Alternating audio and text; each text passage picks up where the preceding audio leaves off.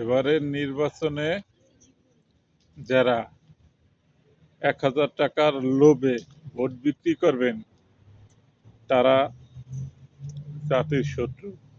কারণ আপনার ১,০০০ টাকার লোভে খারাপ লোককে ভোট দিয়ে খারাপ মানুষকে সংসদে পাঠাবেন, আর তারা কি করবে? ব্যাংক ডাকাতি করে বিদেশে টাকা পাচার করবে, আর সেই টাকার ড্যামারিজ দেওয়া লাগে সাধারণ জনগণের। যে কোনো মানুষ ব্যাংকে যাইয়া টাকা পায় না, ১০,০০০ ৫,০০০ নেন, মানুষের লক্ষ লক্ষ টাকা ব্যাংকে রাখা সে টাকা পায় না। আপনারা খারাপ লোককে নির্বাচিত করে তারা নির্বাচিত হয়ে বিদেশে টাকা পাচার করে, আর সেটার আমাদের সবার জনগণের দিতে হয়। তাই কেউ একটা টাকাও খেয়ে কাউকে ভোট দিবেন না।